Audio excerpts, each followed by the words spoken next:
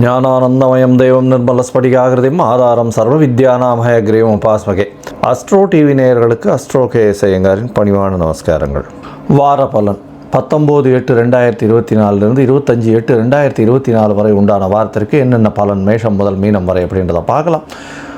முதல்ல இந்த வாரத்தினுடைய கோல்சாரம் என்ன, அதற்கு பிறகு இந்த வாரத்தில் வரக்கூடிய விசேஷ நாட்கள் என்ன, அதற்கு பிறகு இந்த வாரத்தில் எந்தெந்த ராசிக்காரர்களுக்கு சந்திராஷ்டம் அப்படின்றத வரிசைப்படுத்தி பார்க்கலாம். முதல்ல இந்த வாரத்தினுடைய கோல்சாரம் அப்படின்னு எடுத்தோமேனால்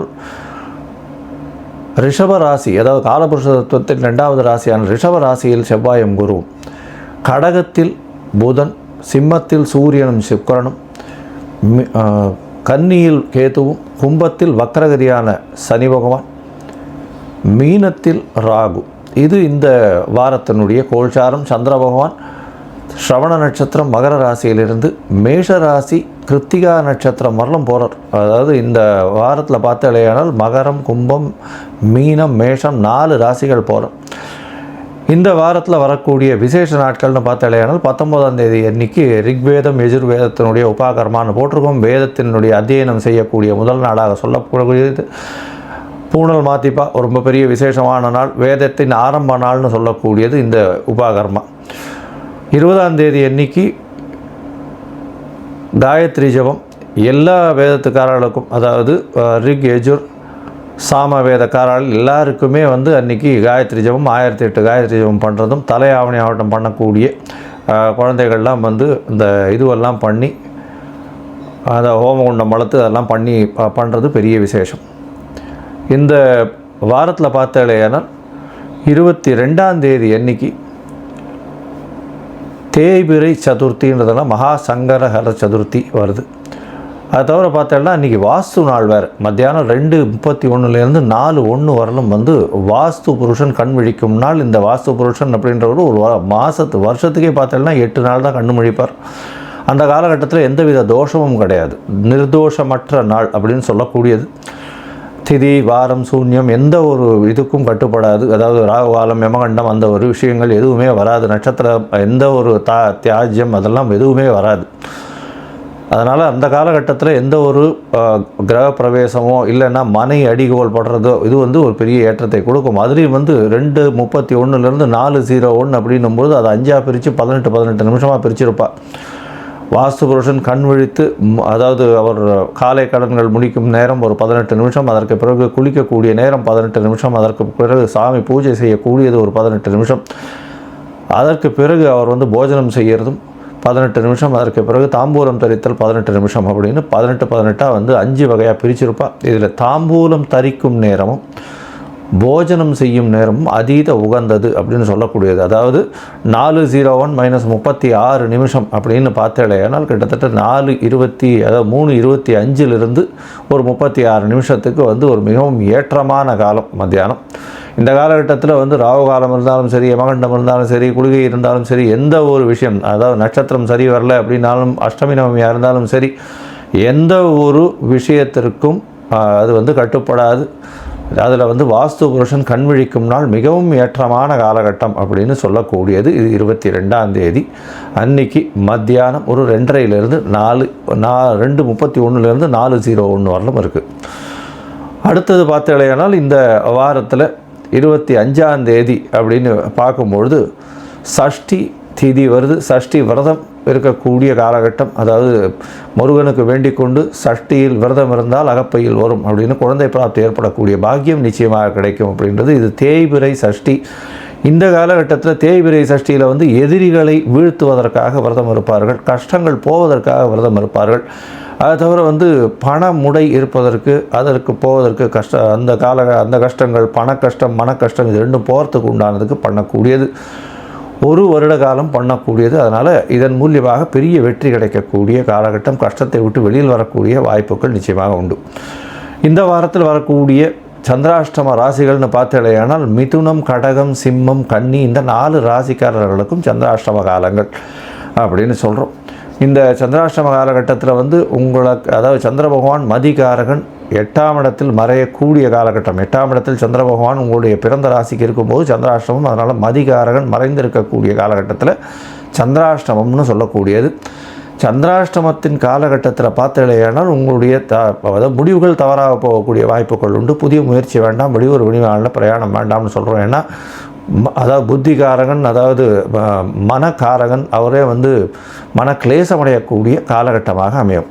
அதனால் சந்திராஷ்டம காலகட்டங்களை தவிர்க்கிறது ரொம்பவும் நல்லது என்ற ஒரு முடிவு எடுக்கிறதுக்கும் அப்படின்னு சொல்கிறோம். ஒருவேளை எடுக்க வேண்டிய கட்டாயம் இருந்ததுன்னா சந்திர பகவானுக்கு உண்டான எளிய பரிகாரம்னு சொல்லக்கூடிய அல்லி மலர் அருகில் இருக்கக்கூடிய சிவன் கோயிலில் கொண்டு போய் கொடுத்துட்டு அவங்க காரியத்தை பண்ணுங்கோ. அது வந்து சந்திராஷ்டமத்தின் தாக்கத்தை குறைக்கும்.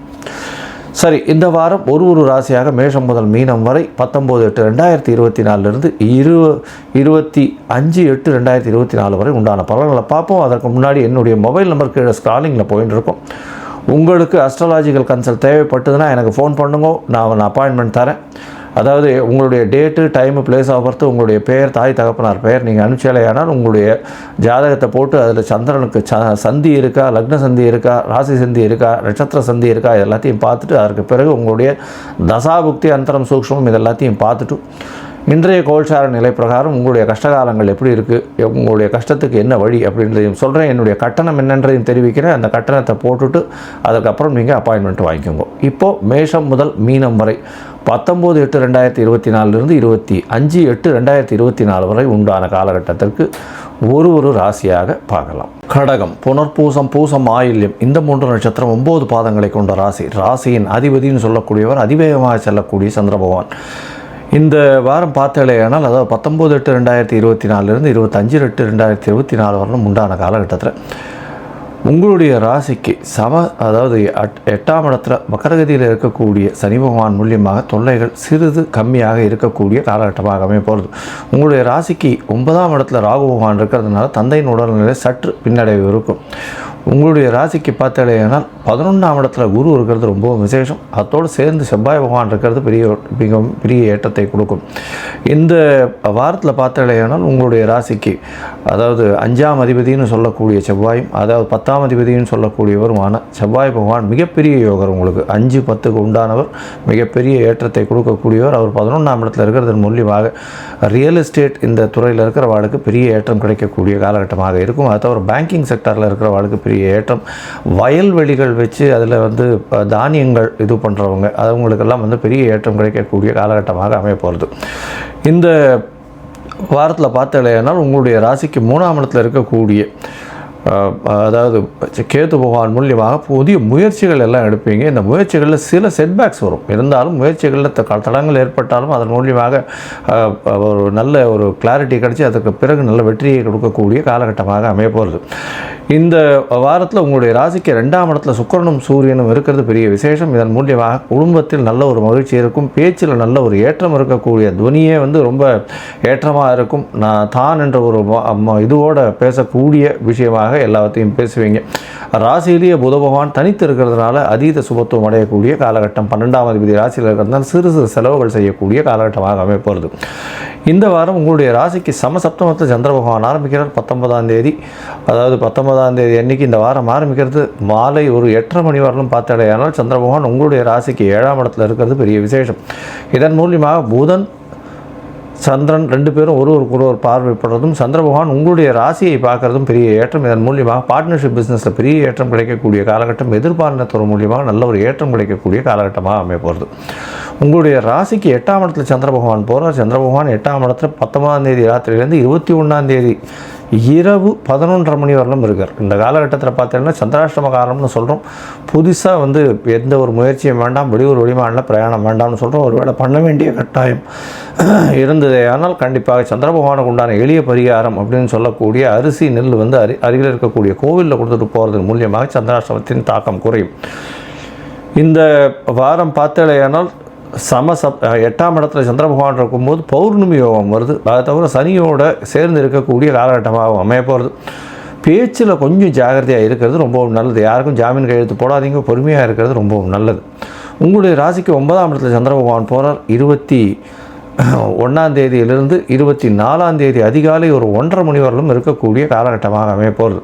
இந்த காலகட்டத்தில் 9ஆம் இடத்துல ராகு பகவானோட சேர்ந்து இருக்கக்கூடிய சந்திர பகவானாக இருக்கிறதுனால தந்தையின் உடல்நிலையில் சிறு சிறு பின்னடைவு ஏற்படக்கூடிய வாய்ப்புகள் உண்டு. அதை தவிர வந்து பார்த்தாலேயானால் உங்களுடைய வெளியூர் வெளிமாநிலம் போனோம், அதாவது வெளிநாட்டில் போய் படிக்கணும்னு இருக்கக்கூடிய மாணவர்களுக்கு சற்று பின்னடைவு ஏற்படக்கூடிய வாய்ப்புகள் நிச்சயமாக உண்டு. உங்களுடைய உடல் நலத்தில் சற்று கவனம் தேவை.